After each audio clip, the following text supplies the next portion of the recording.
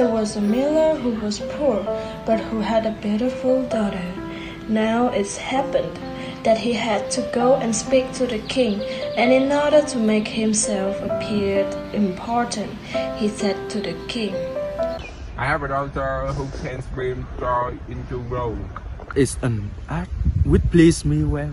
If your daughter is as clever as you say, bring her tomorrow to my place, and I will put her to the test. And when the girl was brought to the king, he took her into a room which was quite full of straw, gave her spinning wheel and a reel. And if by tomorrow morning early you have not spun this straw into gold during the night, you must die. Thereupon, the kingdom himself locked him in his room and left the young girl in it alone.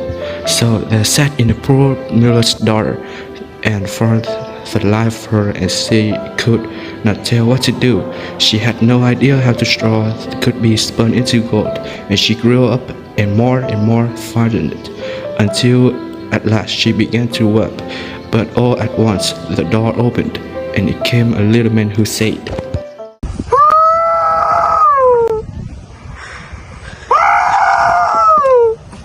Good evening, Mrs. Miller. Why are you crying so? Atlas, I have to spin draw to gold, but I don't know how to do it. What will you give me if I do it for you? My necklace. Little man took her necklace, set himself in front of the wheel, and whir, whir, whir, 3 turns, and then the wheel was full, and then we rubbed another one, and whir, whir, whir, 3 times round, and the second one is full too. And so it went on until the morning, when all the straw was spun, and all the reels were full of gold. By daybreak, the king was already there, and when he saw the gold, he was really astonished and delighted, but his heart became only more greedy. He had her miller's daughter taken into another room, full of straw, which was much larger, and commanded her to spin that also in one night if she valued her life. The girl knew not how to help herself and was crying when the door opened again, and the little man appeared and said, What will you give me if I string that straw into gold for you? The ring on my finger.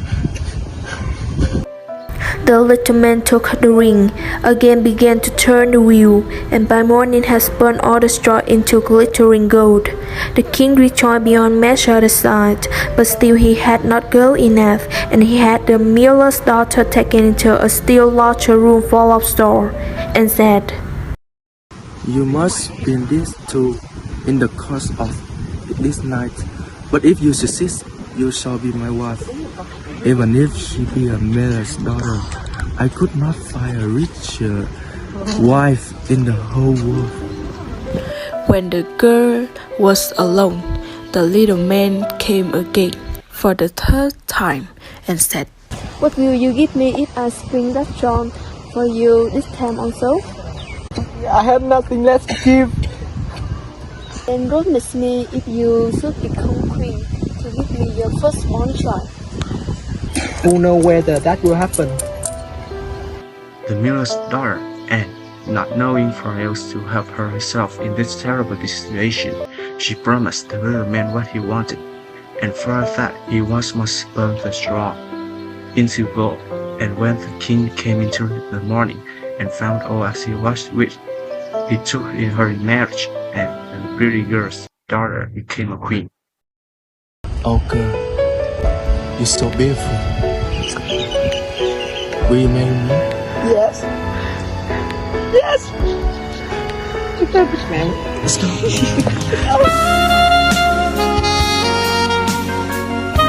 so beautiful.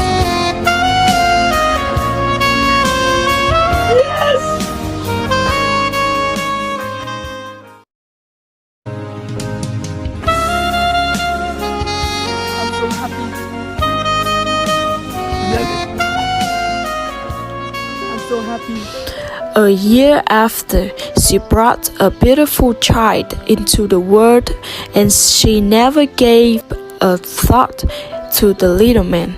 But suddenly, one day, he appeared in her room and said, Now give me what you want. The queen was horror-struck and offered the odd little man all the riches of the kingdom if he would leave her child.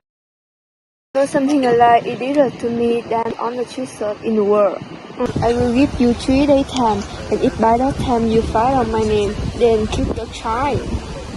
So the queen thought the whole night of all the names that she had ever heard, and she sent a messenger over the country to inquire far and wide for any other names that there might be. When the little man came the next day, she began with Caspar, Maker, Bartholomew, and Zeus, and said all the names she knew, one after another. But to everyone, the odd little man said, That's not my name. On the second day, she had inquiries made in the neighborhoods as to the name of the people there, and she repeated to the little man the most uncommon and curious. Perhaps your name is Short Rib, Sheepshack, Landslake, or Betty Bottom. He always answered, Short Rib, That's not my name. Landslake, Betty Bottom. On the third day, the messenger came back again and said, I have not been able to find a single new name, but as I came to a high mountain at the end of the forest, when the fog and the hair beater each other good night, there I saw a little house, and before the house, the fire was burning, and round about the fire cries a ridiculous little man was jumping. He hopped there upon one leg and shouted, Today I pay, tomorrow brew, next I'll have the young queen child. Ha ha ha! Glad that I have no one knew that the motive skin I am style. You may imagine how glad the queen was when she heard the name. And when soon afterwards the little man came in and asked, Now, Mrs. Queen, what's my name? Is your name Correct? That's not my name. Is your name Harry? No. Is your name is Rumpelstiltskin? The David had told you that. The David had told you that. cried the little man, and in his answer he plunged his right foot so deep into the earth that his whole leg went in. And that put him in such a rage that he stamped his left foot so hard that a hole opened up in the earth into which he fell, and he was never seen again.